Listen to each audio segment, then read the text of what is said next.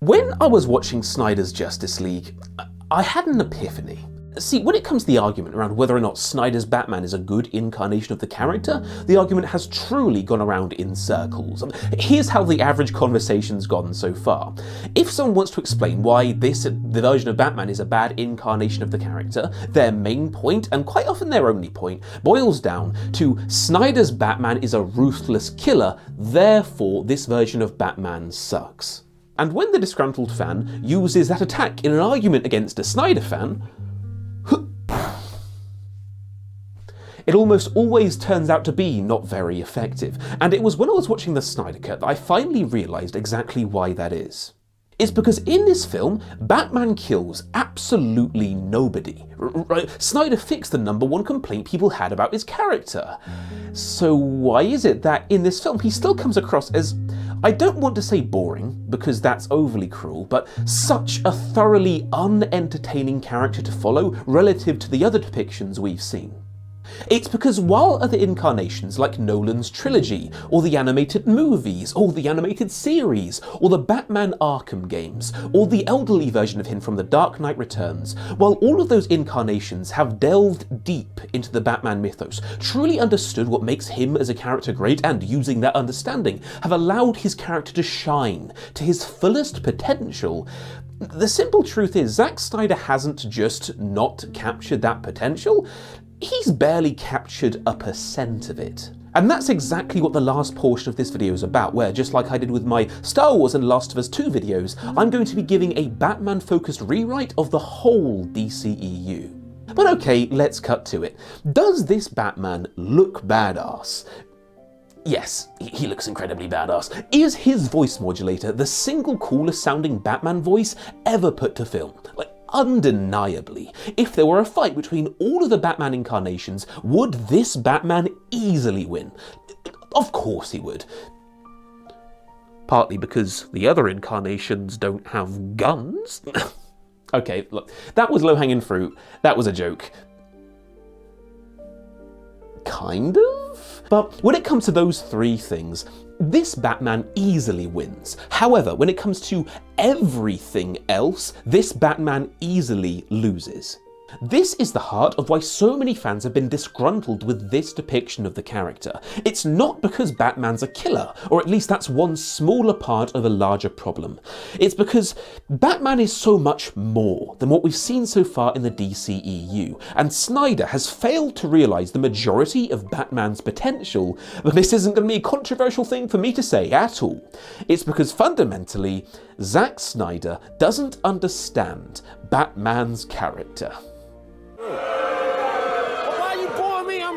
I made a video trying to convince you guys that the end of Avengers Endgame was bad, alright? Like, I'm no stranger to getting drowned in dislikes, but give me your time, reserve your judgment, and I will convince you that this incarnation of Batman truly was subpar, and if I somehow don't, your money back, I guess. I'll give you a full refund at the cost of watching today's video. But in order for me to explain why Snyder's Batman was bad, I have no choice but to make this next part of the video a breakdown of why Batman to begin with truly is a fantastic character, and why when his character is done right, the entertainment value he brings to the table is truly through the roof.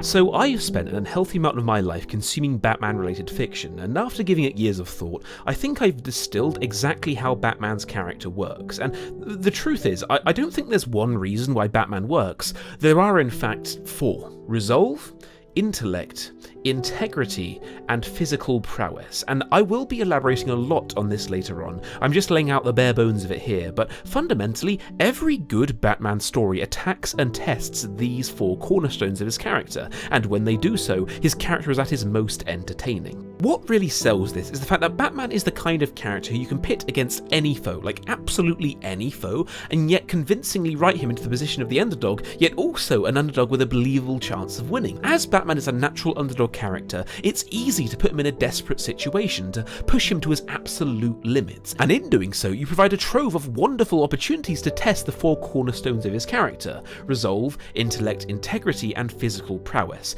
Like, that is the formula for creating good Batman fiction. Like, think of your favourite Batman-focused story, and the odds are that it does exactly this. And what's absolutely worth mentioning here, and what supports this theory of mine, and it is just a theory, feel free to modify it or shoot it down in the comments, is that most of Batman's villains actually play into this whole idea, because almost all of his villains are fundamentally designed to attack one of these 4 qualities.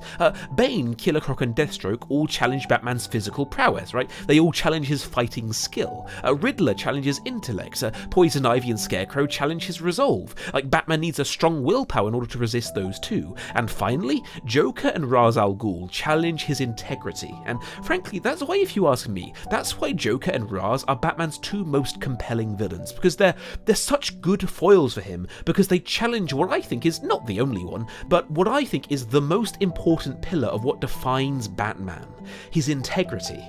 That's the bare bones of how I think Batman's character works so well, and let's flesh this out. Let's take a deep dive into each of these 4 cornerstones, see how well other Batman fiction handles them, and then compare that to the Snyderverse and see how well they compare.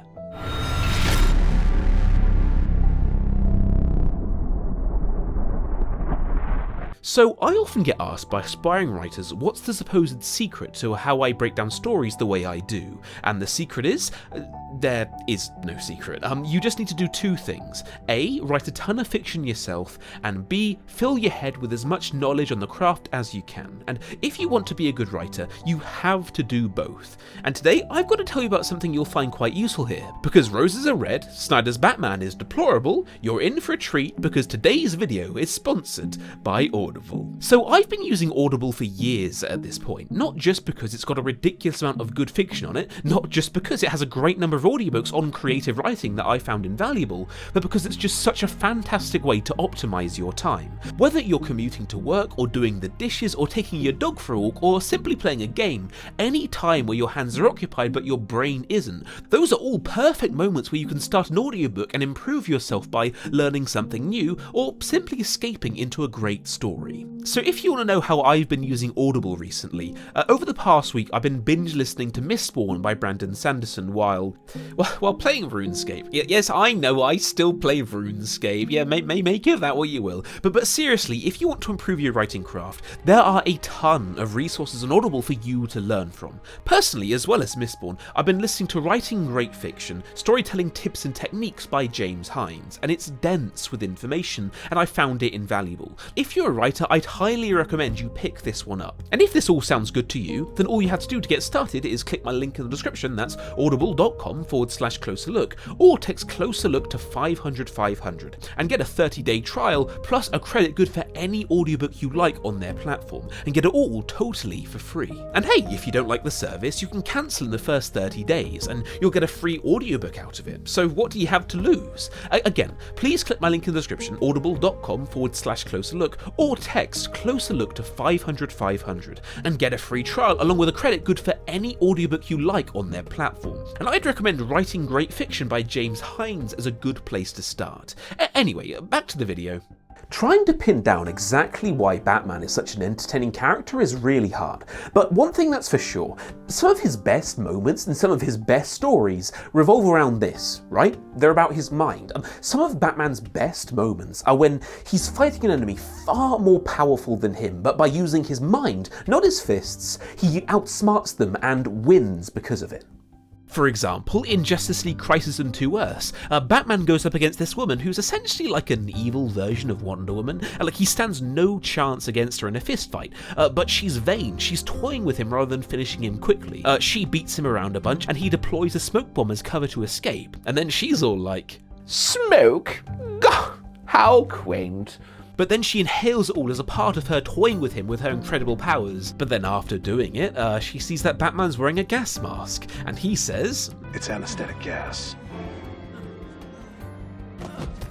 And he capitalized on the fact that she was toying with him and used that to make her breathe in the gas, which took her out. Like, that's peak Batman right there, and it's such a fun scene. But what I think is one of Batman's best stories in this regard is a whole episode of the Justice League anime.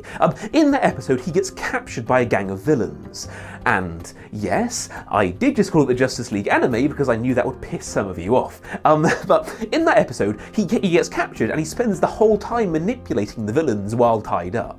He brings up the fact that they're getting paid different amounts of money to make them fight each other, and he seduces Cheetah. Then one of the group betrays the Cabal and sabotages their plans. Then they check their security recordings, and sure enough, they see Cheetah kissing Batman. So then they're like, yeah guys, Cheetah's acting kinda sus. I think she's the imposter.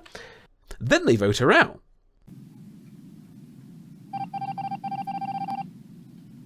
But then it turns out that she wasn't the imposter, and that Batman had already convinced Ultra Humanite to betray them for a hefty fee, and he only seduced Cheetah because he knew that they'd find out about it. And he did it all to shift the suspicion onto her so the real traitor among them, that was on Batman's side, could maintain their cover.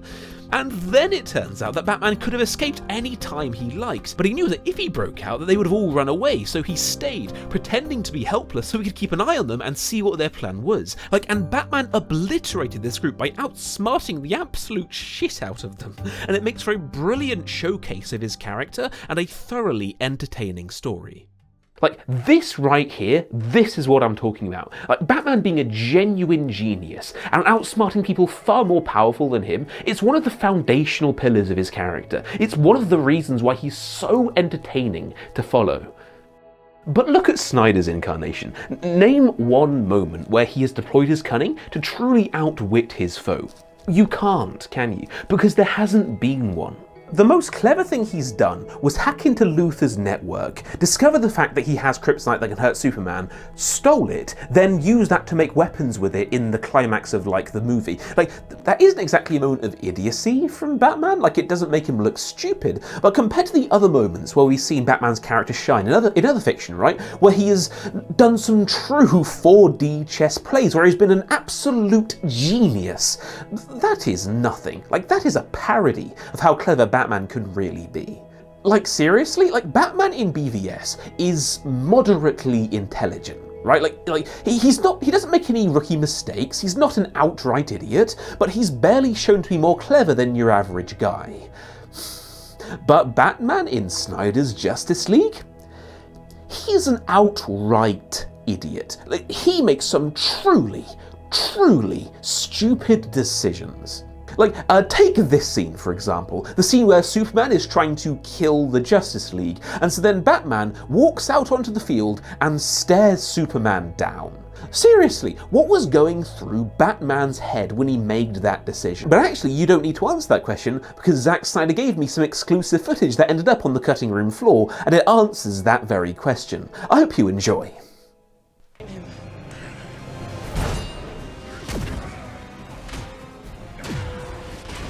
Oh, bloody hell!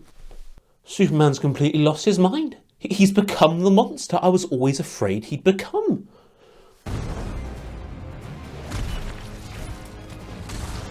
And now he's trying to kill the Flash. And the Flash never gave Clark a reason to hate him. I'm the one that nearly beat him to death that one time. And from Clark's perspective, that was only half an hour ago.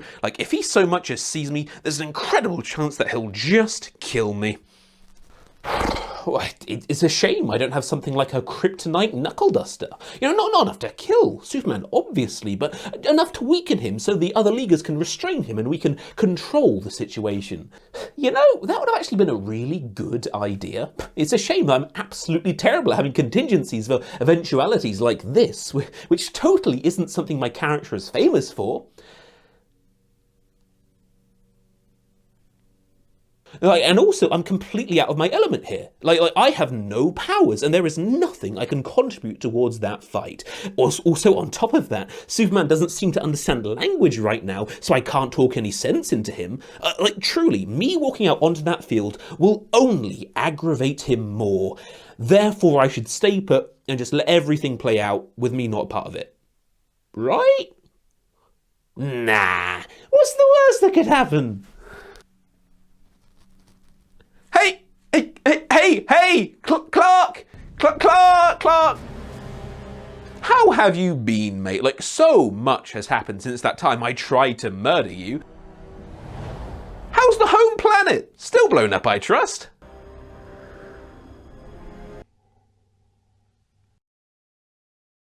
Ow! Stop lasering me! It hurts! Time out! Time out! Who could have seen this one coming? Certainly not me.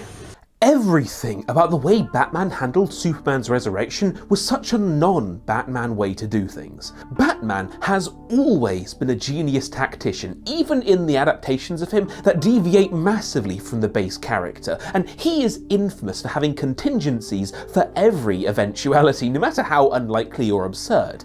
Does this Batman have any contingencies in case this Superman turns out to have lost his mind and starts trying to kill people, which, as it turns out, is an incredibly rational fear, because that's what happens? No. Also, in other adaptations and depictions, Batman does a great job at leading the Justice League in the heat of battle and helping them enact an overall plan.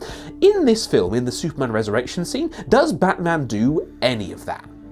No. He doesn't lead at all. He doesn't even have a plan. All he does is walk out onto a field, hope for the best, and then get lasered.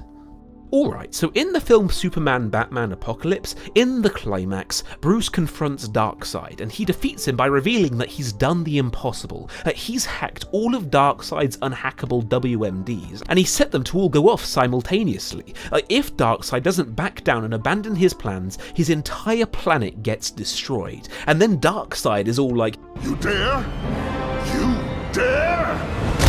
And then he beats him around a bunch, and then after he lets out his temper tantrum, Darkseid is like, "Well played." And Batman faces down Darkseid, one of the most powerful villains in the whole DC multiverse, and he wins because he uses his genius intellect. While other depictions of the character push Batman's wits to their absolute limits, and in doing so, have him outwit some of his universe's most powerful villains.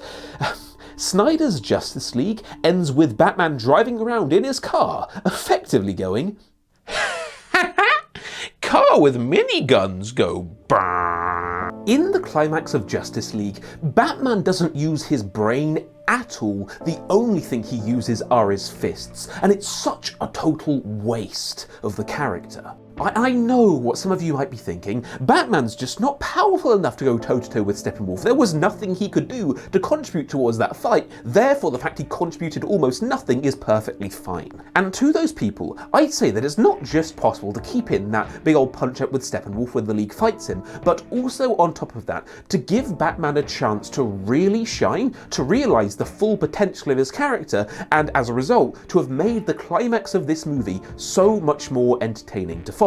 And I say that because that's exactly what I've done. Do stick around towards the end of this video to see my rewrite of the Justice League, because I want your watch time. I mean, you could just skip ahead now, and like there's nothing stopping you from doing that, I guess. And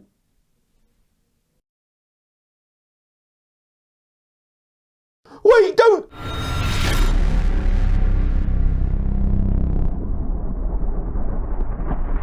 But alright, Batman's genius intellect is just one of the 4 things that makes him such a great character. So let's look at another one. Let's look at physical prowess. Yeah, Snyder's got that one down. Like, he did an incredible job, knocked it out of the park. What more is there to say?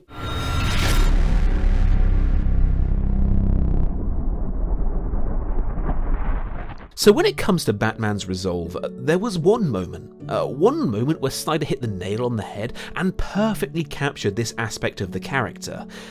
And it was this.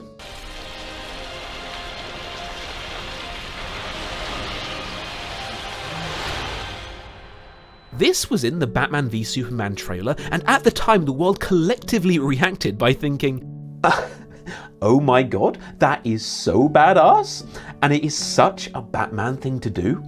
And personally, when I saw this in the trailer, it got me hyped as hell because it implied that Snyder just got Batman's character. It hinted that this was going to be a great depiction of him. But whether or not it was, let's break this down. Why is this such a great Batman moment? It's because Batman, on top of his fighting skill and intellect, his character also shines when an obstacle comes along that defeats everyone else because they're not mentally strong enough or not determined enough, but he manages to overcome it purely because of his strength of will, because he is so goddamned tenacious. Like the fact that Bruce runs towards the terrifying threat that everyone else is running away from, it gives us a lovely glimpse into that aspect of his character. It is a brilliant moment, but there are two issues with it. For one, it's just a moment. Like, it's not a plot arc or a big meaty chunk of a story where this aspect of him is rigorously tested. It's just one moment. And the other issue, the fact that this is the only time in the entire DCEU that Batman's resolve has been properly showcased. So let's look at other Batman stories now and see how well they compare. A fantastic example of this in other media would be when Batman ascends Bane's pit in The Dark Knight Rises. Like, it's the basis for a whole subplot of the movie. Like, a big deal is made out of the fact that no one has ever managed to make the climb, but Bruce tries and tries again and is shown to be a cut above the rest when he becomes the first person to ever succeed in escaping, and it makes for a brilliant display of his resolve, and also his physical prowess at the same time. Like, another example, in the DC comics, there's a character called Deadman, and he's basically a disembodied spirit who possesses people, and he does it to ordinary civilians, and even Superman at one point, and when he does it, he has total control over them. But when he tries to possess Batman, this happens. Everything is, boy, this guy's mind is tough. Like, he gets kicked out almost immediately because Batman's will is so strong. When anyone else in the Justice League gets possessed, you call an exorcist, but when Batman gets possessed, like, don't sweat it because he can exorcise himself. Like, god damn it, that is peak Batman right there. Like, but admittedly, it is just one moment like him running into the dust cloud was. But if you really want the perfect example, just the best depiction of Batman's resolve, for me, like, it has to be in Arkham Knight. In that game, the Joker has infected several people with his blood, and because of reasons that make no scientific sense whatsoever, but we'll give them a pass, it's a superhero story, everyone who's been infected with the Joker's blood has had their consciousness gradually altered into the Joker's. And we see that Batman is holding on a lot longer than everyone else. Like, his willpower is letting him stave off the insanity for far longer than anyone else could, and that alone is a great display of his character, but it's still gradually progressing, and he can't hold it off indefinitely. So in the climax, and god, this is such a good climax, Batman is losing control, right? So he surrenders himself to Scarecrow just before the Joker takes full control of his body. And then all looks lost, right? Not only does the Scarecrow have Batman captured, but also the Joker's finally the one in control. Like, what a sad ending, or how very tragic. But, plot twist, Scarecrow then injects his fear toxin into Batman, but now, because Joker's the one in control, it's affecting the Joker's mind, not Batman. So then there's this whole sequence where we see the Joker's fears get realised. Harley, you call this a wake? Where is everybody? The idea of everyone forgetting about him and him having no legacy, like, it terrifies him, and the Joker starts to lose control and act erratically, like the fear getting the better of him, and then Batman just uses the opportunity to absolutely dominate the Joker, and he bursts into the nightmare like, I am vengeance, I am the night, I am Batman! And then he throws Joker into a cage in his mind and represses the Joker's psyche into a place where he'll never bother him again, and he takes full control of his body back in just this wonderful display of his mental strength. Arkham Knight is a flawed game, but at the same time, it's one of the best depictions of Batman's resolve I've ever seen. Like, it plays a major role in the story, it culminates in a really fun climax, and at the same time, it does a great job at displaying how intelligent Batman is for, like, coming up with that plan to defeat Joker. Although, again, we already have covered that point. But anyway, Bruce's taciturn willpower is a fundamental pillar of why he's so fun to follow in other depictions. But in the DCEU, This Batman has never gone up against a foe who wiped everyone else out because they weren't mentally strong enough. But when they went against Batman, he persevered, soldiered through it when no one else could, and saved the day. Like, yes, that Dust Cloud moment was nice and all, but it was just one moment in a series of films. Like, when have we seen this Batman's resolve get tested? When have we seen it displayed? I mean, he hates Superman enough to lay out a plan to kill him, and then he follows through with it, so I guess he can stay focused on a task. At least we know he doesn't have ADHD, but like, he also has like an exercise routine, I guess, and that counts as a kind of willpower. But that's all we get in terms of his resolve, and simply, it is nowhere close to being enough. But here's the thing, and this is leading towards the topic that I'm sure you've all been dying for me to cover. God knows most of the criminals Batman fights have, but when it comes to intellect and resolve, Snyder failed to depict those not just important, but vital aspects of Batman's character, and him doing that hugely compromises the entertainment value he can bring to the table. That's all true. But the problem with this final one is how Snyder didn't just neglect this quality unlike the others, he willfully disregarded it. That's right, buckle up boys, because Henry's finally talking about Batman's no-kill rule. This isn't going to be controversial, even slightly.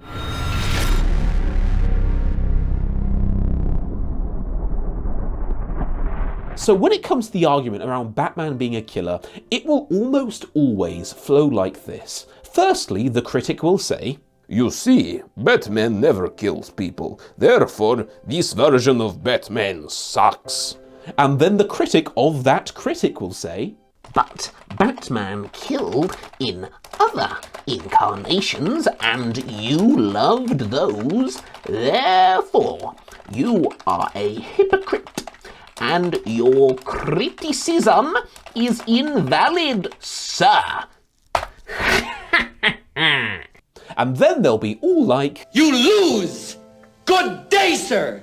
What's the issue here? Well, the problem is that first critic failed to understand the heart of this problem, and because of that, what he says is really easy to shoot down because it wasn't really the truth. And what is the heart of this problem? Well, it's something that the Joker put really quite well. You truly are incorruptible, aren't you? People claim they hate this Batman because he kills people, but that's not precise enough, and it's not really the truth. A better way of putting it, right, is saying that Batman being someone of integrity is the final fundamental pillar of his character. It is a defining trait that makes him the man he is, and this Batman completely and utterly lacks that trait.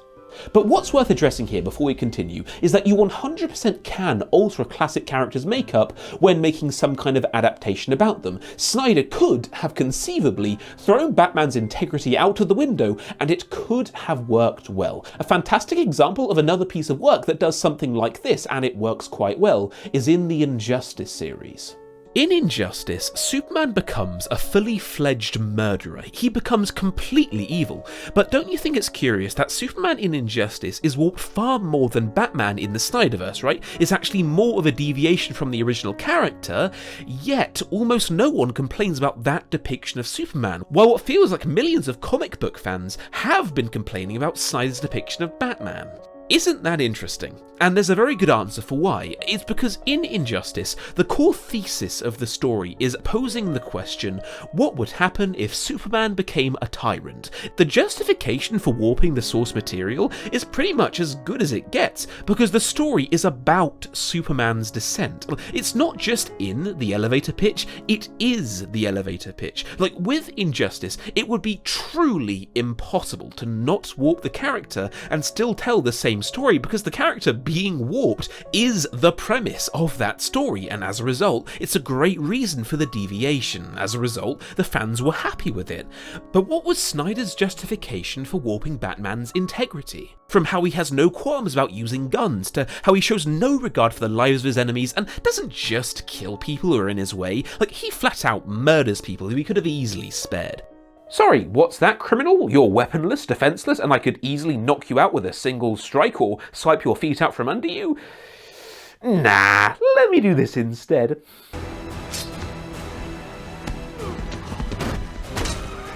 What was Snyder's reasoning for erasing Batman's integrity? Well, Snyder's thought process when he made this decision, it looked a lot like this.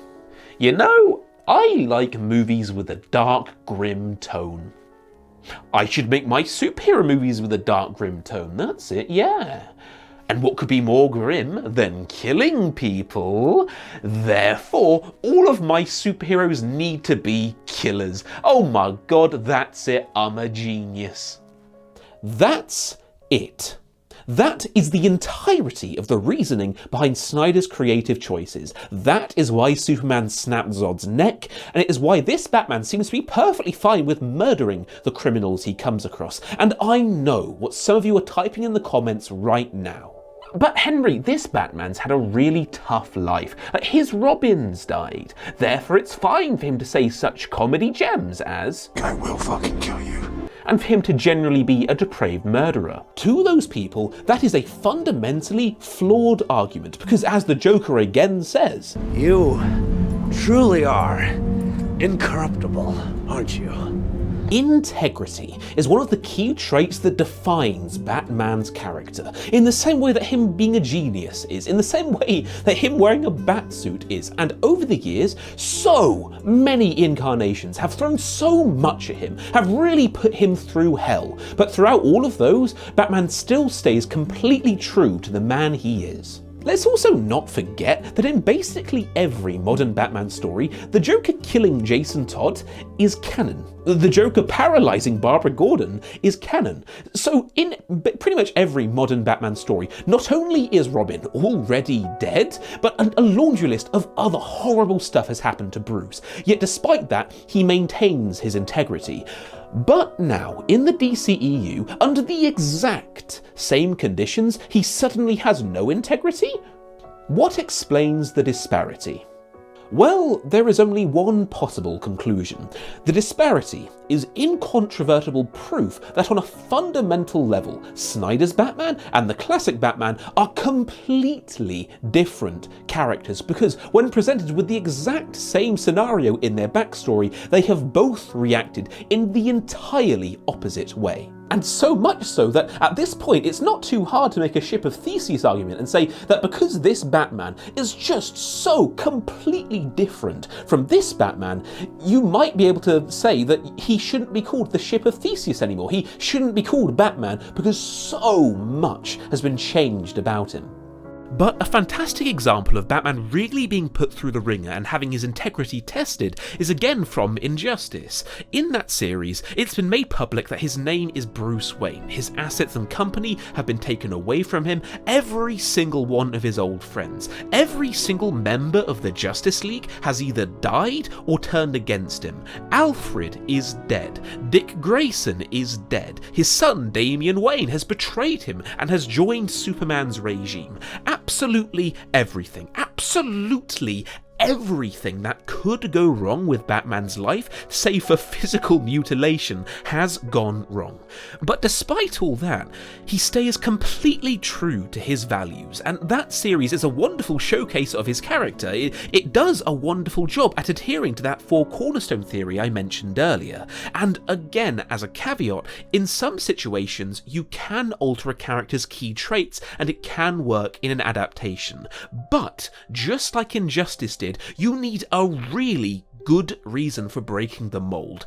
You can't just rip out one of his most defining traits on a whim, for no other reason than you feel like it. Okay, that's not actually fair, because the real reason why Snyder did this to Batman, like the only reason, was because he wanted to achieve a certain tone. And I know what some of you are thinking right now. Henry, that's just speculation. You don't know what was going through Snyder's head at the time. Well, unfortunately it's not, because Snyder all but confessed to it. There is a pretty infamous clip of him on a panel from a while back, and he said this. Someone says to me like, oh, like Batman killed a guy. I'm like, fuck. I'm like, wake the fuck up. It's like, and then you come and say to me something about like, oh, my superhero wouldn't do that. I'm like, are you serious? It's a cool point of view to be like, my heroes are still innocent.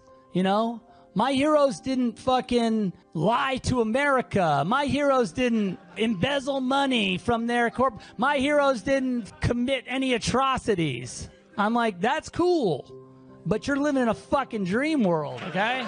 Snyder rambles a lot in that clip, so that's why it's got so many cuts, but Snyder's defense on why he made Batman a murderer, it isn't like Injustice, where he says that he had a very specific story in mind that regrettably required him corrupting the original character in order to tell that story, which would have been a far better thing for him to have said.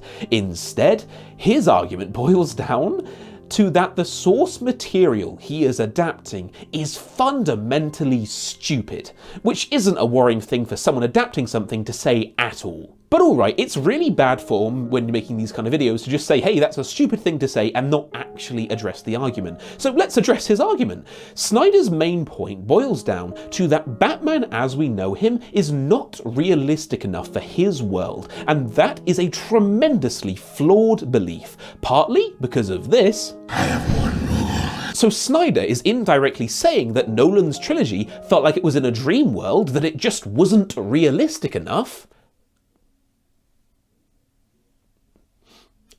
No, but also because Snyder believes that Batman simply must be a man without integrity, otherwise it's impossible to tell a dark story around him, and that is simply not true. But okay, let's give credit where it's due.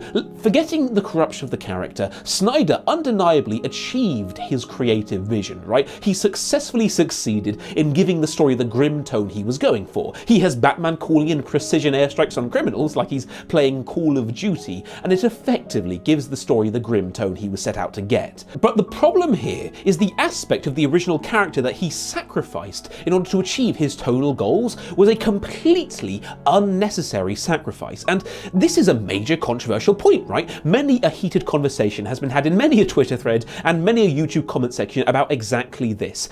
Some people will say that Snyder fundamentally doesn't understand Batman's character, and then the other people will vehemently disagree. But truthfully, this is solid proof that Snyder doesn't understand Batman's character, because if Snyder had understood him, he would have known that Batman already is the least innocent, the most realistic, and the single darkest superhero around already. Unless you count like Punisher and Spawn, maybe. But the thing is, Snyder has somehow got it into his head that a man having a moral code, that a man having any form of integrity, therefore makes him not a dark character. And that's nonsensical, right? Because so many wonderful Batman stories have been told where he sticks religiously to his no-killing rule, yet still that story has a thoroughly bleak, depressing tone. And yet also Batman still comes across as totally believable. Out of the many examples out there, the game Arkham Origins pulls this off really quite well.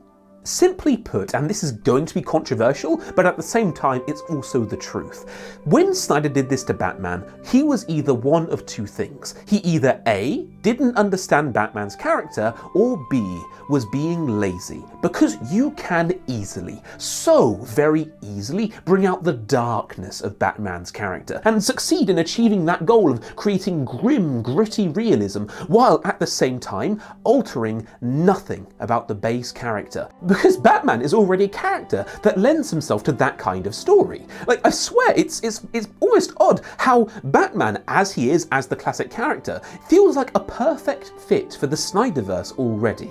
As a metaphor, to get across what I'm saying, this is like putting up a shelving unit, right?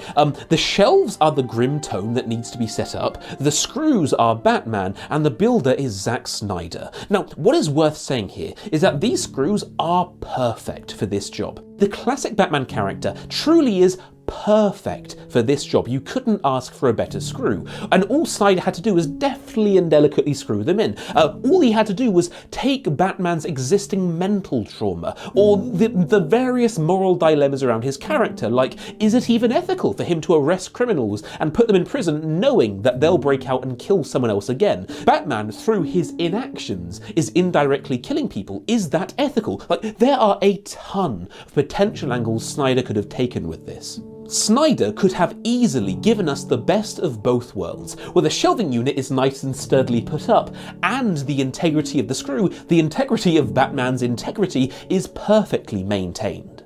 But unfortunately, Snyder didn't use a screwdriver for this job, perhaps because he didn't understand the nature of the screw well enough to know that the screwdriver was the tool of choice, or perhaps because it was out of reach, or it was just too much effort to use. We can only speculate about his reasoning, we can only guess. But what we do know for a fact is that it was at this point that Snyder instead grabbed the hammer and mercilessly beat that screw into the wall, warping the absolute shit out of it in the process. Now, yes, Snyder did successfully succeed in putting up the shelving unit, but at the same time, he caused a tremendous amount of pointless, preventable collateral damage to the screw, to Batman's integrity.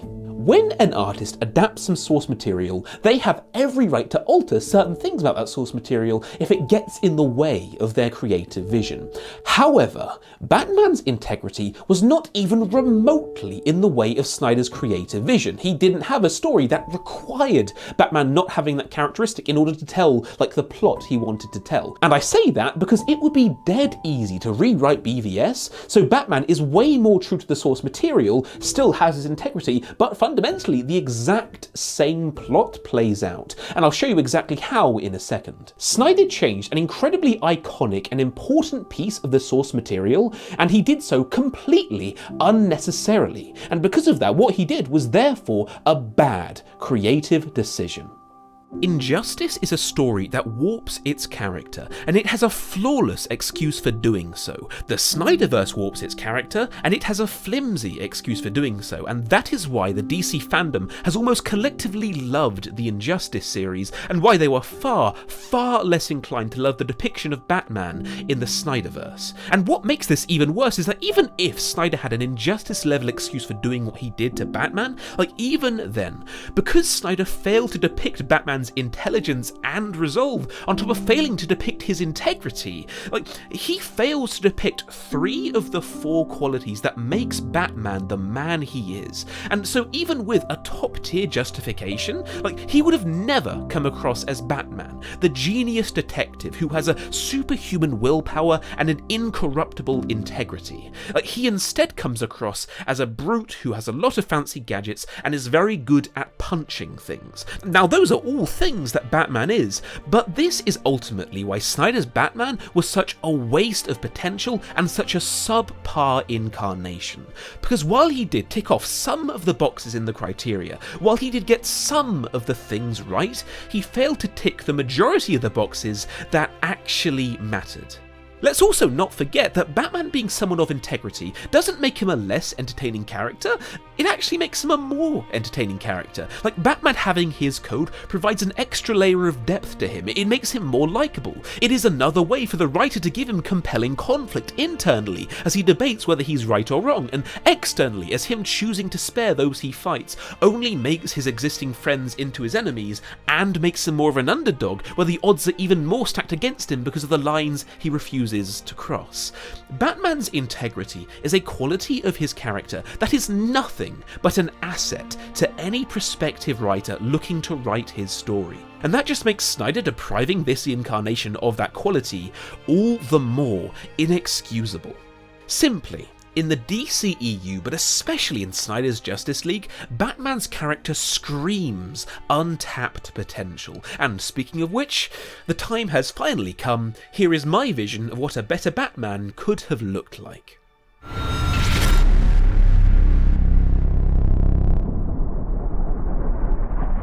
So in this section, I'll be rewriting Batman in both BVS and Justice League. The thing is, right, I had an idea for a complete plot overhaul of Batman v Superman, where I basically change everything about it except for the fact that Batman and Superman are the main characters. But I chose to be far less ambitious and just rewrite Batman's role in the original BVS and nothing more. This isn't a joke, right? Normally when we pretentious video essayists say all you had to do was change this one thing, and all of a sudden the movie becomes a masterpiece and entirely fixed, it's like a massive oversimplification and a downright lie. But with BVS, like, you can entirely fix Batman's character by changing one thing about him, and it's this. this Batman has never killed anyone before in his life, and the film is about Batman contemplating breaking that rule for Superman. There is nowhere on Earth where Clark could be held if he went rogue. Like, detaining him truly is impossible, and killing him truly is the only way to take him out. And the film is about Batman dealing with that dilemma, that something has to be compromised. The safety of the world, or himself and his integrity. Like, one of those things has to go, and Bruce has to decide. Oh, right, I'm just pulling your leg, guys. Like, come on, it's impossible to fix Batman vs Superman with like one change like that. And you guys all know that I have no self-control when it comes to these kinds of things. Here is my pitch for a fundamentally different Batman v Superman, in which I do my best not just to fix Batman, but also everything else while I'm at it, because why not? So in this new story, I want to turn this Batman into not just a loyal incarnation of the character, but also a compelling character in his own right, with his own functional arc. Here's the problem. Batman's arc in the original BVS, for lack of a better term, is big donkey doo-doo. It sucks, basically, right? And it does an awful job at setting him up for the Justice League. If we tracked Batman's arc from start to finish in that film, it would look like this. I hate Superman. Oh, I hate Superman. I still hate Superman. Oh, I hate that man so much. Big climactic fight. Martha! Huh, I guess I don't hate Superman anymore. 10 minutes of brainless action later? You know what? I think I'm gonna start a team.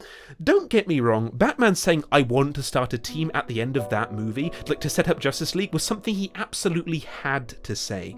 But this is weak sauce. This is nowhere close to the best way Batman's character could have reached that end point. And here is what I think is a far better approach. This film shouldn't have been called Batman v Superman, but something more along the lines of Batman and Superman. And hear me out, right, just hear me out. This film really should have been, I can't believe I'm saying this, a buddy cop movie. I know, get your laughing out the way, but I seriously think that giving this movie the same formula as a buddy cop movie such as Lethal Weapon would have been the best possible way to tell a joint Batman-Superman story and to lay the foundation for the Justice League. But okay, what would such a story have looked like? Well, we start following a van rushing through the street in the dead of night. Like, everyone's wearing a mask and they're all acting terrified. They're asking each other if they've lost him, and after looking out the back, making sure to look at the rooftops as well as the street level, they say that no one's following them. So they stop outside the docks and go to meet a small ship that's just arrived, and it's at this point that the criminals start disappearing one by one, and the whole thing is filmed as if it's like a horror film, with criminals vanishing all over the place in grisly, gory ways. Like, imagine a fight scene from the Arkham games, except you don't follow Batman, you follow the criminals trying to survive him. Then there's a grand explosion, and Batman leaps forth, and we have a grand action scene on the same level as that warehouse fight where he beats the hell out of all these criminals, and we introduce his character for the first time. But soon enough, a second boat arrives with a mounted machine gun. It gives Bruce a lot of trouble, he's really pinned down, and he calls in the Batwing. But just before he can do anything, before the fight can be resolved, Superman suddenly comes along and takes them all out for him. So then, once the criminals are all tied up, Batman's on his own, brooding as he's sifting through the shipping crates, looking at what they were trying to smuggle, when Superman walks up to him and says, "Oh, you must be the Batman." Silence. "It's good to finally meet you," says Clark as he reaches out to shake his hand. Then Batman just looks at his hand, looks at Clark's face, then goes back to sifting through the crates. Batman grabs one of the boxes from inside and turns to Superman saying, "Stay out of Gotham. It already has one protector, it doesn't need another." It's at this point that Superman starts wincing, he's looking sick and he's sweating. But then the police finally arrive. Superman looks at them, and by the time he turns back, Batman's already grappled up to his Batwing and he's in the middle of flying away. In the first act of this story, we set up that Superman's getting serious with Lois, maybe he's even proposing to her, and he's still as Superman-y as ever as he's doing noble deeds and saving cats from the trees and the like. And in this scene, he says to Lois that he met Batman the other day, and that Batman wasn't remotely interested in speaking to him. And we introduce the idea that Superman really wants Batman as an ally, like maybe even a friend, because outside of Lois, Clark doesn't have anyone to work with or confide in. We also see that Lex Luthor, like forget Jesse Eisenberg, like Jesus Christ, like just imagine him as like the animated series Luthor. He's orchestrating a campaign campaign to slander Superman's name. He's bought several newspapers, many billboard ads, and he's just using every resource he has to convince the public that Superman is a menace with too much unchecked power. Why? He could kill every person in the world if he wanted to, and he's really starting to convince people and getting the public turned against him. Generally, we see that Lex just really hates Superman's guts, but we don't quite know why yet. I love the idea that our first scene with Lex is in a charity ball in Gotham, entirely paid for by LexCorp. Clark and Lois are there covering it, which explains why Superman's visiting Gotham, and Lex is hosting the whole thing, putting on a big smile for the cameras and generally being a lovable, kind-hearted philanthropist. He goes on a speech saying how much he cares for the children, and he makes a $10 million donation in the middle of that speech and gets a standing ovation, to which he just looks down at his feet all shy and embarrassed and says that, well, he's just doing the right thing. He leaves the event to be bombarded with journalists, but Lois Lane corners him and asks him why he has such an irrational hatred for Superman. It's then that Lex pulls out an odd black device from his pocket, activates it, and all of the lights nearby, the microphones and cameras held by the reporters, all break. He's created an EMP, and while everyone's trying to fix their cameras, Lex's whole demeanour shifts. It's like he's become a completely different person, as he leans into Lois and says something cold-blooded, something like, "You should be more polite to your new boss, Miss Lane." She looks confused, and he says, "Haven't you heard? The negotiations for my purchase of the Daily Planet concluded this morning. You'll be under my employ from tomorrow. But with you asking such impolite questions as that, I think it's safe to say I won't be your employer for much longer." And he walks off, and we get a shot of Lois just looking pale-faced and ill. So yeah, like, this Lex Luthor isn't some socially awkward Mark Zuckerberg. Like, he's a sociopathic manipulator. He's far more true to the comics and someone who could be a great foil for Batman to test himself against. But now we see Batman in his cave along with Alfred.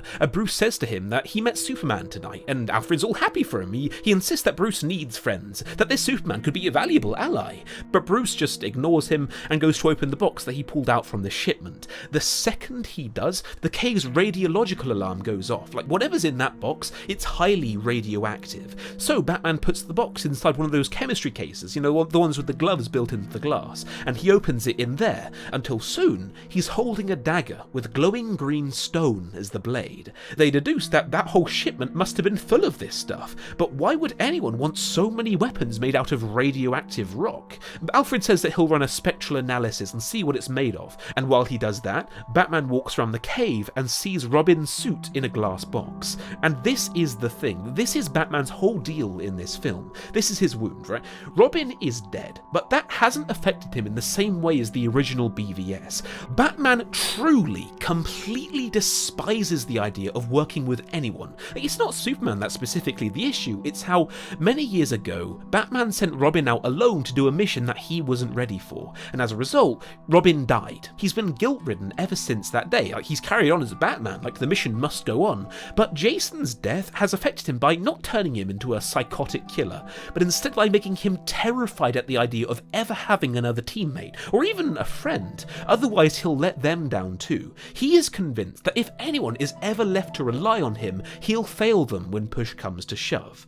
But anyway, Alfred runs the tests and says that this is unlike anything he's ever seen. It's not natural, that's for sure, but something about the sheer fantastic complexity of the chemical structure leads Alfred and Bruce to conclude that whatever this thing is, it's not of earthly origin.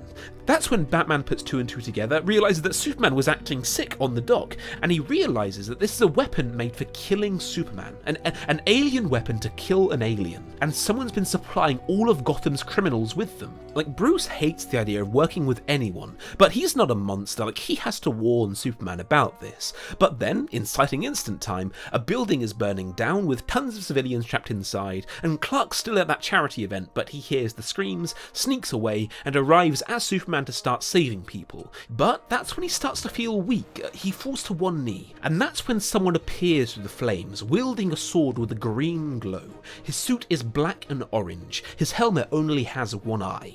It's Deathstroke. Superman tries to stop him, but all of his strength is has mysteriously vanished, and there's a very one-sided battle as Deathstroke slices and stabs Superman with his kryptonite-laced sword. He throws Superman out of the window into an alley, and just before Slade can kill him, Batman arrives and saves Superman in a grand action scene. He scares Deathstroke off, but not before Deathstroke manages to shoot Superman twice in the gut, and the bullets pierce Superman's skin, making him scream in agony. Batman rushes Clark to the hospital with his Batwing, but by then, Clark's wounds have actually healed over, but the bullets are still inside. So the doctors go to inject morphine, and the needle breaks on his skin. They use scalpels to try and get at the bullets, but it's like slicing steel. They can't even scratch him. Superman is dying, all the while Batman's on the balcony, observing the operating theatre, speaking with Alfred, and Alfred is demanding that Bruce take him to the cave. They have the kryptonite dagger, they can use it to get at the bullet, and Batman says, alright, he'll go retrieve it and bring it to the doctors. And Alfred says no. It would be 40 minutes by the time he got back to the hospital, but it'll be 20 if he brings Superman to the cave. That difference could mean his life. And Alfred cries, don't condemn a man to die because of your own pig-headedness. It's at this point that Superman stops groaning. Batman looks in and sees it's because he's lost consciousness. And Batman, with huge reluctance, goes in, confronts the doctors and grabs Superman's body. One of the surgeons holds up a scalpel to fight him, the Last of Us style, but Batman just gives him a look, and the doctor's like, okay, and he just drops the scalpel and raises his hands in surrender. He then brings Superman back to the cave, and Alfred uses the dagger to take the kryptonite-tipped bullets out. And after this, Batman says, right, let's get him out of here before he wakes up. He can't know who I am. And speak of the devil, it's at that moment that Superman wakes up, feeling considerably better. His wounds almost completely healed. There's a fairly awkward conversation where Clark thanks Bruce profusely, and Alfred is very polite back, saying that he's been following his work and he's a big fan. But Batman's grouchy, he doesn't want to speak with him. He does, however, tell Superman all about Slade and that he's an assassin, one of the best in the world. Someone's obviously paid him to take you out, someone with a lot of cash to burn. Slade isn't cheap. It's at this point that we see Deathstroke pacing around on a rooftop. He calls up a man and says that he came within an inch of killing the target, but Batman got in the way. He needs more time. And then we see a shot of a mouth on the other side say, you've had your chance, Slade, and you'll have another, but your request for an extension is denied. Consider the exclusivity period on your contract expired. He hangs up, and of course, who else could it be on the other side but Lex Luthor? So I'll level with you guys, sometimes these plots come fully formed to me in literally a matter of hours, like the Last of Us 2 one I did. Sometimes it's in a matter of days, but I've been sitting on this one for over a week now, and I haven't solved it yet. My Justice League rewrite I'll give in a second is clear as day to me, but with this BVS one, like while I have the gist of the premise of the story and where it all goes and what the ending is like, and the overall direction of the film, I haven't yet pieced together every plot point. I'm sorry, please forgive me for that. But from here on, the movie is essentially a buddy cop film following Superman and Batman. They're working on solving a grand mystery. Like, ideally, the seeds for this mystery have been planted before this point in the story. And this would be the first live-action Batman film where Batman truly embraces his detective side. Like, where the whole film was a showcase of his intelligence as he pieces together the clues as to where all this kryptonite is coming from and who wants Superman dead. And Superman is helping him out along the way, like the Watson to his Sherlock, albeit a Watson who can bench press an oil tanker. But Superman keenly works with Batman, perhaps even too keen. He's incredibly enthusiastic that he finally has a partner because he's operated alone this whole time, and Batman begrudgingly works with Superman, not happy about it one bit, grouchy all the way. But over time, Batman slowly warms up to him and reciprocates the banter. Slowly, Superman is being a positive influence on Batman. They're not just developing a friendship, but he's gradually convincing Batman that working alone is a weakness. And while I said that I haven't solved the whole plot myself, I do have an idea for a ton of scenes that would come along the way. So firstly, I like the idea that Lex basically hired Deathstroke first because he's renowned as one of the best assassins in the world, but now he's failed. Lex has placed a public bounty on Superman's life for $50 million, and all of the DC Universe's best assassins, Bane, Deadshot, and the League of Shadows, they're all coming to claim it and kill Superman, and these people are constantly interrupting the detective side of the story as Bruce and Clark work together. together.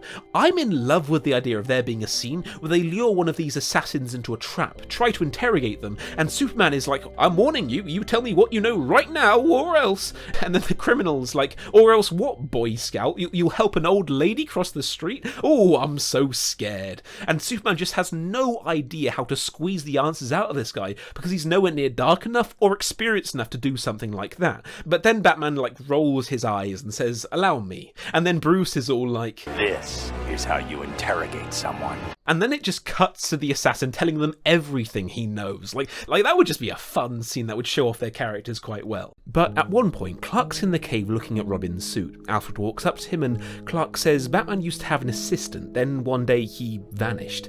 What happened to him? And Alfred tells him, and thus the audience, all about what happened, that the Joker murdered Jason. But Bruce doesn't blame the Joker, he blames himself for sending Jason in when he wasn't ready. But as part of the mystery, somehow, Bruce gets the lead that the kryptonite could have come from Superman's ship, so he goes to the compound and meets Cyborg's dad, Silas, and Batman tells him about the kryptonite, and that he needs access to the ship, Superman's life depends on it. But Silas says that those kryptonite weapons simply can't have come from here, because they've never managed to access the ship at all. The security software is alien, it's unhackable, and the door is impossibly hard to get through by physical means. They try blasting it open, but the ship's defences ended up killing 2 of their men. His people have spent months trying and failing to get inside. Silas says that LexCorp got the contract initially, but they yielded no results, so the job was given to Star Labs, who still haven't managed to crack it. So then Batman spends about half an hour trying to hack it when Superman comes along and with a smug grin says, let me help you with that, and he places his hand on the ID pad, but it doesn't work. The ship doesn't recognise him. Batman says he's nearly got the hang of how this works, just give me a few more minutes, but then Superman sighs and tears the door open like it's made of paper. Superman walks in with an aura of smugness about him, and Batman follows with far less glee. And that's when they both get attacked by the ship's defence drones. They take them out, and Superman sees that all of his suits, they're all gone. He accesses the computer and finds out that all of the files, every last piece of data the ship had on Krypton's people, it's gone. It's all been deleted, and Superman's understandably upset because this was the only record left of his heritage, and now it's gone. But they deduce that because LexCorp is the company that initially got the government's contract until they got kicked off the project, it makes sense that Lex Luthor secretly achieved something. He at least has to know what happened to all of this missing data. So they both go to Lex's office to confront him about it. Lex smiles, hits the EMP device, disabling any potential recording devices they brought with them, and then Lex confesses the truth.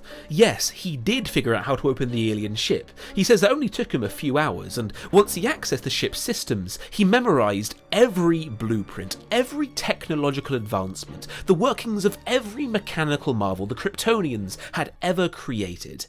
And then he deleted everything. Now the only place in the whole world where that data exists is in here, he says, pointing at his head.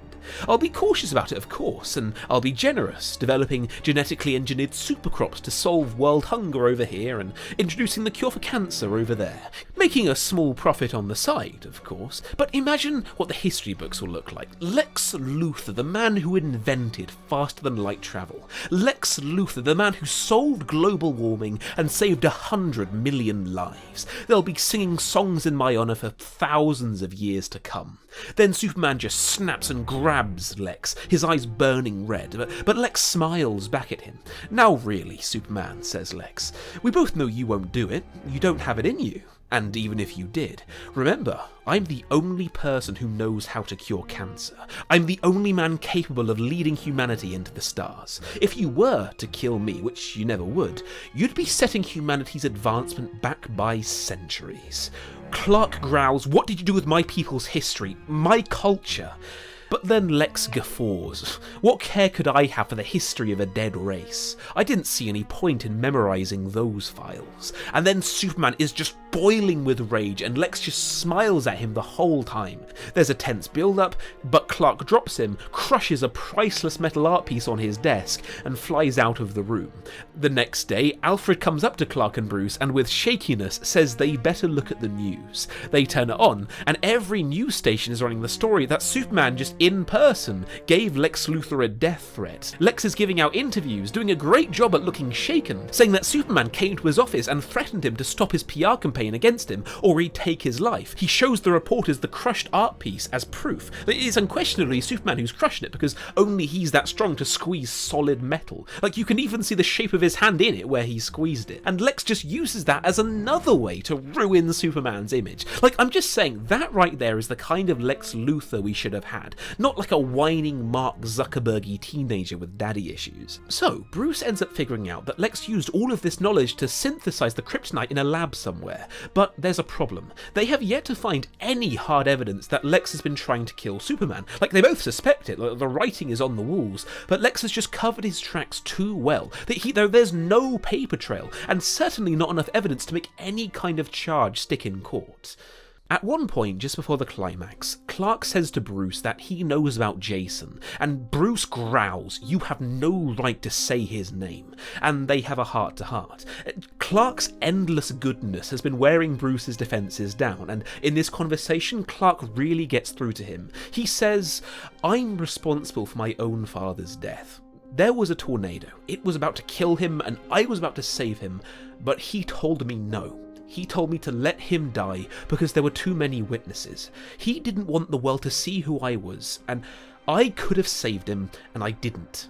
And not a second goes by that I don't regret it. I know what that kind of guilt is like, Bruce. I know that you spent every day of your life since then wondering what you could have done differently, and I'll tell you right now that you'll never stop doing that. You'll always carry that weight, but at the same time, you also have to know that the last thing they'd want would be for that weight to break you. Now, that's not a free license to feel nothing, but it's an obligation to soldier on. You can't stop putting yourself out in the world. You just can't. You do that, and the world loses 2 people over their death, not 1. Think of the amount of good you could have done. All of the injustices that you could have stopped if you had the right allies, but you were powerless because you were too afraid to reach out for help. And I'm sorry, Bruce, this is just the truth, but if Jason could see you now, he'd be disappointed in you. And Bruce gives him a glare half between hate and heartbreak, but then he just gives up on it and looks away and mumbles, "I know." And Clark really instills the idea in Bruce as he overcomes this trauma that he needs to stop isolating himself from others. But alright, it goes along, and I love the idea that Lex, using all of this knowledge he's got from the Kryptonian ship, takes a sample of Superman's blood and uses it to clone him, except he edits his genome just like the Kryptonians did to themselves. Like, this clone has all of Superman's powers and he looks identical to him. He just has no free will, is compelled to do everything Lex asks, and has no care for the value of life. And he also wears a black Superman suit to differentiate him, and also because, why not? Looks cool. Anyway, Lex's plan is that once Superman is killed by the assassins, he'll replace him with this clone, but he'll be a Superman completely under Lex's thumb. And why exactly does Lex want this? Well, we'll get to that later. Now, if I were telling this story, I would absolutely detest the idea of Superman dying. Like, I think him dying was a very, very stupid creative decision, personally, because the second he died, we knew he'd come back in Justice League. I mean, for Christ's sake, Clark was on the promotional posters of the original Justice League film. We all knew he was going to get resurrected, but for continuity's sake, we'll have this clone fight Superman, not Doomsday, and the clone kills Superman. He wins the fight. Once that's done, once we've had a grand fight and Superman's dead halfway through the climax, Lex orders the clone to do one final task before he takes up Superman's mantle. Batman knows too much. Kill him for me. So then we have a final fight where the clone comes after Batman, and all looks lost, right? This guy just killed Superman, and now he's coming after Batman? Like, Jesus Christ, that's going to be a one-sided fight. But here's the thing. Batman is the ultimate underdog. Like, he's a genius. He has big brain. And as I said earlier, he's at his most entertaining when he's outwitting enemies far more powerful than him. So naturally, Batman knows Lex is going to send his clone to kill him next. So to prepare for the fight, Batman calls, of all people, Deathstroke, and says, "We have a mutual enemy. Tomorrow it's business as usual, but tonight we need to bury the hatchet. I have a proposition that'll benefit the both of us." We cut outside as the Batwing flies around, so we miss what Batman says, but then we cut back in to catch the last of it, and Slade says, "Fine, this once, but if this is some trick, if you're stupid enough to lie to me, I won't be needing a contract to end you, Batman. I'll be doing you for free." So the fight comes and Batman stares the clone down. He has a full body armoured suit just like he did in the original film, except this one covers every inch of his body, including his face. But as the fight's about to kick off, Deathstroke appears from the shadows, then Bane, then a whole myriad of the DC Universe's best assassins. And Batman used the fact there was a $50 million bounty on Superman and got the whole of Gotham's criminal underworld to help him win this fight. Because he looks identical to Superman, it's an easy enough lie to believe. Like, that's the kind of move Batman would make. That would be a really fun reveal. But anyway, as we have the grand fight, where all of these assassins take on the clone, in the middle of it, Deathstroke accidentally misses and slices his sword at Batman. Like, Bruce barely blocks it and catches it in his gauntlets, and Deathstroke is like, whoops, that was clumsy of me, wasn't it? And they stare each other down for a long, tense moment with the sword locked in Bruce's gauntlets, before Slade breaks it off and continues the fight against the clone. During this fight, several of the assassins die, and everyone gets their ass absolutely kicked until it's just Batman and Deathstroke left standing. And then we have a Civil War-like scene as Deathstroke and Batman double-team this clone. They best him, and Deathstroke stands over the clone's wounded, writhing body, puts a pistol to his head, and is just about to pull the trigger when Batman says, "Slade, our deal." Deathstroke gives Superman's clone an intense, long stare, his grip on the gun still tight, but he says, of course, he's all yours. And with that, Deathstroke walks away. Batman slaps some heavy-duty handcuffs onto the clone encrusted with kryptonite, and he lifts him away with the Batwing. Deathstroke says over the radio, "I've kept my side of the bargain. If you don't deliver on yours..." "Relax, Slade," says Batman. "I'm taking his body straight to Luthor, and I'll let him know you were the one who took him down." "You have my word," says Bruce as a smile creeps over his face. This whole part of the story also does a good job at laying the foundation for a potential standalone Batman movie down the line, as Deathstroke has a vendetta against Batman for tricking him in this way. But then Bruce calls Commissioner Gordon, and he picks up, and Gordon's hysterical, saying, "I've had 24 reports of gangs of ninjas having sword fights on the rooftops. Like, are these friends of yours?" And Bruce says, "Jim, it's about that. Something's come up. I need a favour." So, the next scene, the Batwing lands on the helipad of LexCorp's skyscraper, and Bruce arrives at Lex's office still in his combat suit, the Superman clone still in front of him, weakly stumbling along with the kryptonite handcuffs still clamped to his wrists. Batman drops him to the floor and says, "I believe this is yours." "I have no idea what you're talking about," says Lex. "You murdered Superman. You tried to murder me. I dare you to prove it," says Lex. "You have plenty of motive. Anyone who watches the news knows you have a pathological hatred for Superman. I have your motive and the murder weapon." "You have nothing," says Lex as he pulls the device from his pocket and presses it. Suddenly, Superman's clone starts screaming. He's squirming in complete agony, and Batman staggers back in terror. That's when Lex pulls out the other device, the handheld EMP from before, and triggers it. The lights go out, and Lex says, "Did you seriously think I wouldn't have a contingency in case this was how it ended? And did you seriously think you could stride into my office and record my confession? You aren't half as bright as your reputation suggests, detective." "What did you do?" asks Batman, his voice warbling and more distorted than normal.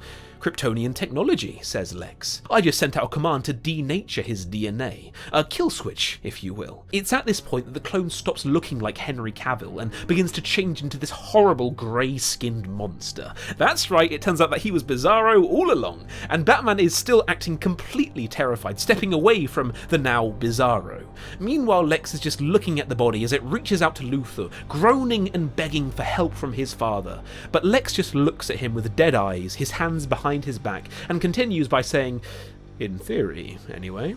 The conversation goes along for a while, and Lex is being tight-lipped, giving away nothing. Batman's trying to squeeze a confession out of him, but Lex isn't giving away a thing. "Why did you want him dead, I wonder," says Batman. "Did you want to save the world from him? Or are you jealous? Did you see how loved he was by the public, and that just ticked you off because that meant fewer people were loving you?" Lex's hands form into fists. He glares at Batman. "Oh, no, that's not it at all," says Batman. "It was never about saving the world. You wanted to see him dead because behind all that pretend intelligence, that fake personality you present to the world, you're just afraid that someone out there might see you for what you really are. A pathetic little man. A man so pathetic that he can't stand the idea that someone out there has more power than him. And Lex's composure snaps like a twig. He charges forward and says, "You dare! My father was a penniless immigrant, and from that baseline I've come to own half of Gotham and most of Metropolis. Most of this city's population works for me, whether they know it or not. I have a net worth of $53 billion, and I achieved all of that, and I did it alone, so don't you dare question my intelligence!" "No," says Batman. "I'm not biting. You might fool them, but not me. Cloning Superman, hacking an alien ship, you're not clever enough to have pulled that off. Who really hacked that ship? Who's the real brains behind this?" "There was no one else," growls Luthor through gritted teeth. "Don't lie," says Batman. "It couldn't have been just you, not you alone. I bet you covertly tricked some scientists more clever than you into doing the lion's share of the work. Although that's not exactly challenging, finding someone more clever than you." Lex laughs bitterly. "You simple man. You don't understand. I never had to worry about being covert with finding help because I never needed help." Batman guffaws and says, "No. The only thing people like you are good at is taking credit for the work of others. It couldn't have been you. No way." "Oh, of course it was me," growls Lex. Who else could kill Superman but Lex?" Suddenly, Lex's seething rage dies, replaced by fear. He staggers back, then stands tall, trying to regain his composure. "You've done it now," says Batman. "Done what?" Lex laughs nervously, then forces a scoff. He looks around the room, checking for anything irregular. He sees nothing, and laughs again with more confidence. "Nothing's changed. You couldn't have recorded that." He reaches into his pocket and pulls out the EMP device. "This made sure of that. It's still nothing more than your word against mine. And something makes me think the big bad Batman won't make his appearance on the witness stand." "Wrong," says Batman, "because it wouldn't be me who took the stand." Lex's eyes tremble with confusion, fear, then rage. But then something in the window catches his eye. He looks at it, and his face pales. Batman is outside on the helipad. He's in the middle of leaving the Batwing and storming towards Lex's office. "Then who?" says Lex as he turns to look at Batman. What he thought was Batman, but now that he's taken off his helmet, we can finally see that the person under the suit was none other than Commissioner Gordon. "It's over, Luthor," Gordon says.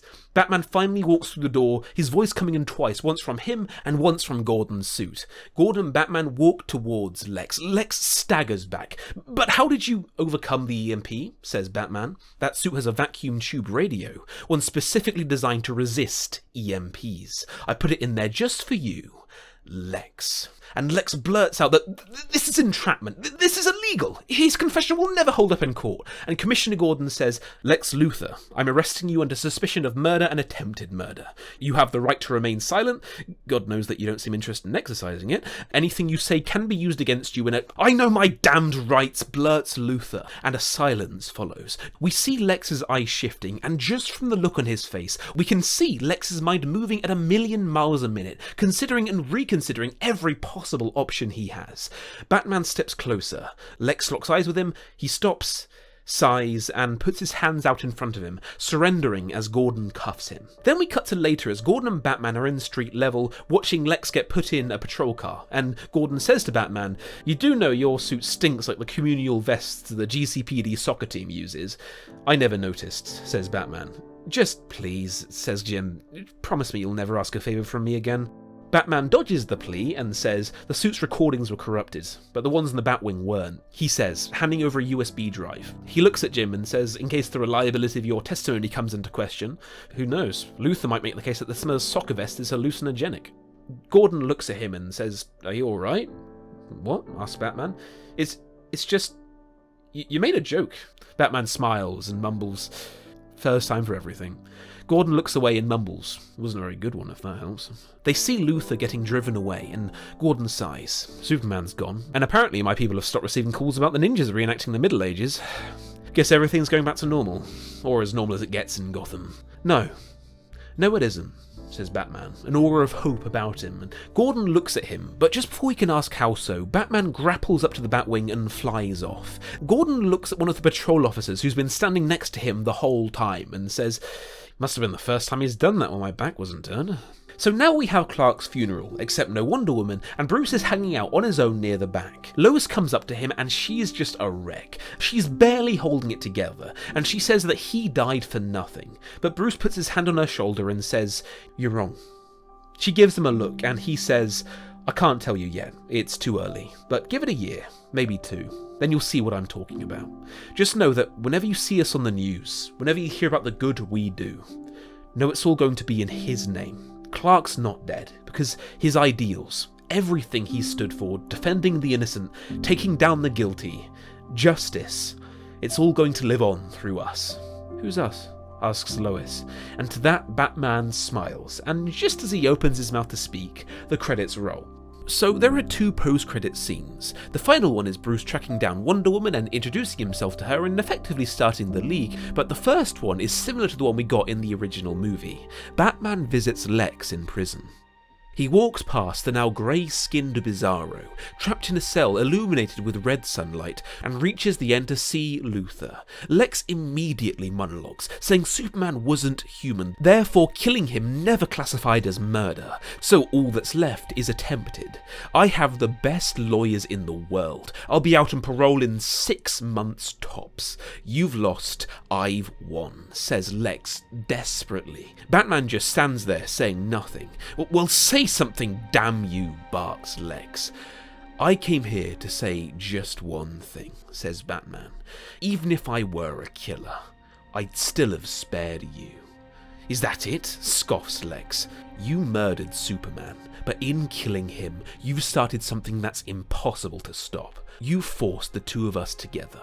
You planted an idea in my head, and thanks to you, I'm finding others like him."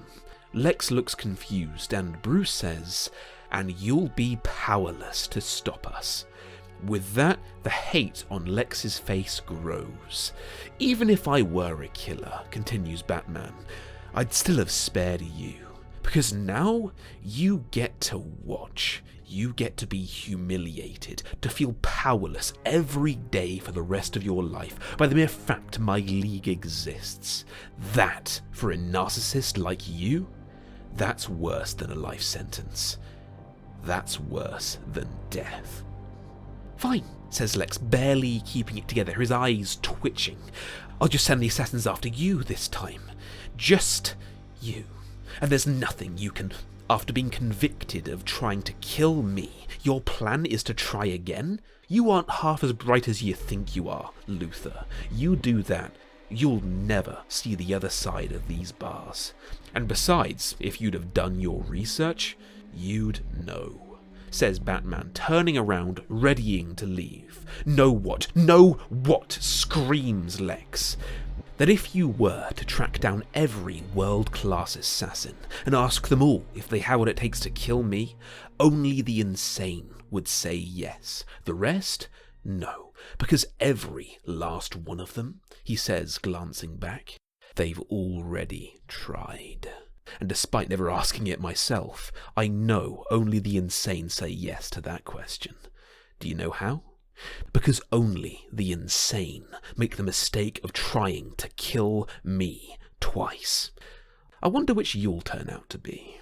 And Batman walks away, a smile on his face as Luthor screams at him through the bars, saying that he hasn't heard the last of Lex Luthor. And with that, the film ends. Now that is the Batman v Superman we should have got. Why did Snyder have to cast Mark Zuckerberg as Lex Luthor?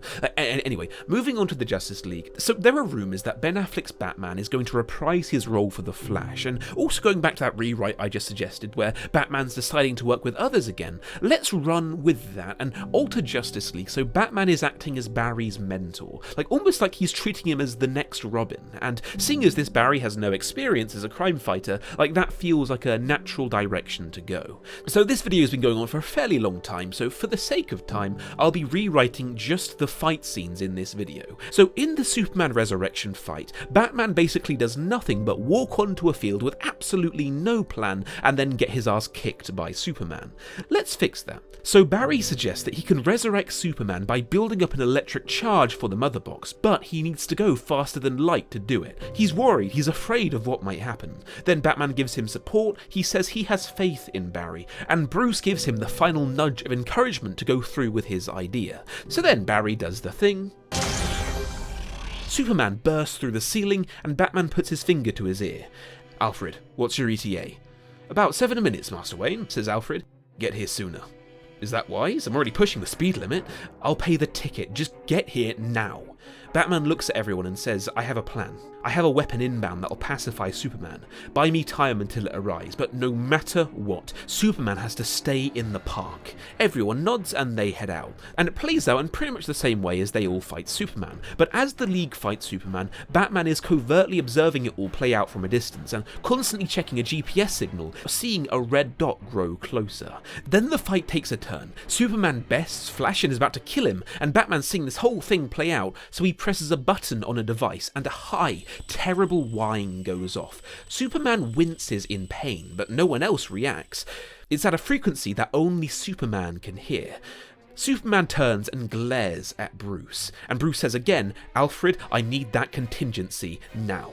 "I'm doing my best," says Alfred as we get a shot of him racing down the street. As the whine continues, the League tries to stop Superman as he moves to attack Batman, and they do nothing but stall him, and once everyone is taken out, Superman goes straight for Batman, who's in the middle of running towards the red dot. Superman grabs him, crushes the sound device, and glares at Batman, his eyes glowing red. We get a shot of the GPS Batman's dropped on the ground, the red dot finally on top of them, just as Superman readies to kill Batman. Just as Batman reaches into his pocket, we hear a car door close, and both men turn to see Lois Lane running towards them from a car, and then Alfred steps out from the driver's seat and looks on.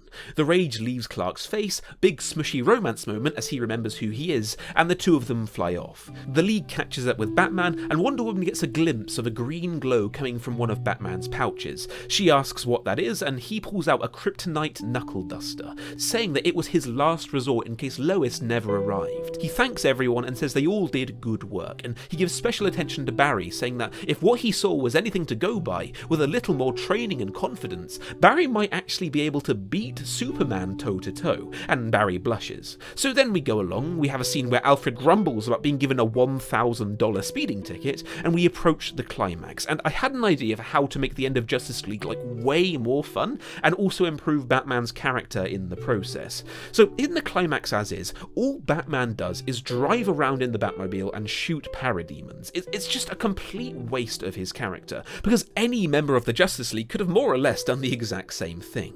As a fix, I want to add back in the idea of civilians being in the area, but don't worry, Flash isn't going to be spending all of his time saving them, but it's important to include them and you'll see why. So in the planning scene where they lay out what they're going to do, Batman is acting as the leader and saying that Flash needs to build up his charge and zap the mother boxes while everyone else takes on Steppenwolf. Cyborg says because now they're dealing with 3 fused mother boxes, the amount of electricity he needs is orders of magnitude more, so much so that the Flash would have to run for 10 minutes straight just to build up that charge. So Batman says, "Fine, I'll cover Barry with the ship and keep the parademons off his back. Everyone else takes on Steppenwolf." They all agree, and just that happens. Once it all kicks off, Flash starts running and Bruce is flying around with the transport ship, firing missiles and taking down all the parademons that get close to the Flash. But here's where things really start to diverge.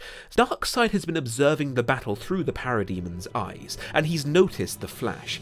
In the comics, Darkseid has a habit of finding powerful and talented people, then brainwashing them into becoming his elite soldiers. So let's play off of that, and Darkseid says to Steppenwolf that he wants the Flash so he can do exactly this to him. He doesn't care what it takes. If it takes him losing 10,000 parademons to capture him, so be it. In thousands of years, Darkseid has never seen someone so attuned to the Speed Force. The powers of everyone else on that battlefield are inconsequential compared to him. So then Steppenwolf obeys and sends every single parademon he has after the Flash, and it's too much for Batman to handle. He runs out of rockets, his ship gets crippled, and Batman makes a crash landing, and without Batman's cover, Barry gets overwhelmed himself. He trips, gets knocked unconscious, and the parademons grab Barry and take him through a boom tube away from Earth and into Apocalypse. Batman crawls out of the wreckage and tells them all that Barry is gone. Naturally, everyone else freaks out, and Cyborg says that it's over. Without Barry, he'll never get the charge he needs to separate the mother boxes. They're all as good as dead without him. But Batman is like, "I'm on it. take care of Steppenwolf, I'm going after Barry. This is why there needs to be civilians in the area, because before this point, we've sporadically seen civilians being taken by parademons and, just like Barry, being taken to Apocalypse for unknown reasons. Bruce has seen this, so this is what makes him pull his cowl down, put over a big coat concealing his batsuit, and step out into the open, surrendering himself to be picked up by the parademons. And all the while as this plays out, the rest of the team is still fighting Steppenwolf, but on the side, playing out simultaneously, we follow Bruce as he's being lifted by parademons over what looks like hell. And it's here we have a whole subplot where we follow Batman being taken to Apocalypse, trying to make sense of it and rescue the Flash. Eventually, they put Batman in a regular cell, but they put Flash in this super advanced cage where he's hovering in midair, like Syndrome style from The Incredibles, without any physical restraints. So Batman breaks out, because of course he does, he's Batman, and he takes out a few of the parademon guards and has a brief dialogue with Barry. Something about, because Batman had no powers, they thought they could just put him in a regular cage. Their mistake. Barry asks, so how long did it take you to break out? 11 seconds, says Bruce nonchalantly, and Barry says, well, it's not like it would have made a difference if they put you in one of these. It would have taken you at least a good 20 seconds to break out, I'd bet. Batman hums, opens the panel, and looks at the circuitry, and he just stares at it stone-faced for ages. Barry is like, what's wrong? And Batman says, from what I can tell, it's programmed to release the contents of that gas can behind you if someone tries to tamper with it. It's reasonable to assume it would kill us instantly. We then see what looks like a gas can on the wall behind Barry. Then Bruce kneels down and starts tinkering with the lock. The very last shot we see is of Barry's face looking absolutely terrified, and then we cut back to the fight on Earth as they fight Steppenwolf. But that's boring, so let's cut back to the Batman and Flash a bit later. And Flash says, you can leave me, just leave me. If more guards come, I'm not leaving you behind, Batman growls, and he tinkers a bit more with the box and says, this lock is incredibly complex. Is that a problem? Asks Flash. No, the principles are the same. A lock is a lock, no matter what galaxy it's from. Just then a parademon comes around the corner. Batman reacts instantly by throwing a batarang straight into his face, and he touches the lock a few times more. There's a clunk and Barry drops to the floor. And then we have a grand escape scene as they fight as a team to try and find a portal to go back home. They finally find one, and they're about to step inside when the worst happens. Darkseid appears around a corner, his hands behind his back, and with just complete ease he backhands the Flash and sends him flying into a wall. Batman doesn't even try to fight Darkseid. He's not that stupid. His first instinct is to leap into the portal, grapple hook the concussed, stunned Barry, and heave his body at lightning speed through the portal after him. Just as Barry comes through the portal, Darkseid looks at him and simply says, if I can't have you, no one can. And this next bit plays out in classic Zack Snyder slow-mo. Darkseid's eyes burn, and out comes an Omega Beam zigzagging through the air, right at Barry. And Barry just watches, completely stunned as he's about to die. Then Bruce sees what's happening, pauses for just a moment, then leaps in between them to take the hit for Barry. And as the blast closes in, headed straight for Bruce's chest, him resigned to die, the portal closes, just in the nick of time.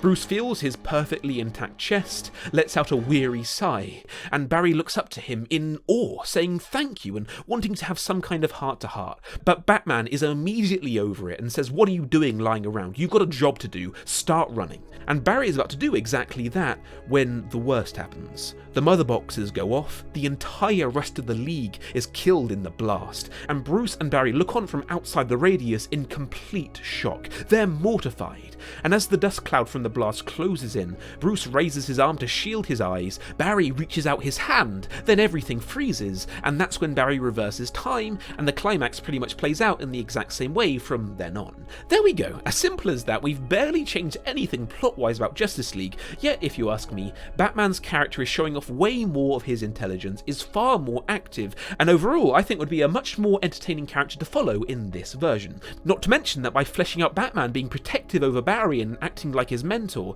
that does a lovely job at setting him up for being a mentor in a potential standalone Flash movie. But anyway, I hope you like my rewrites. Please consider supporting me on Patreon if you want to help me make more videos just like this, and I'll see you guys next time on The Closer Look.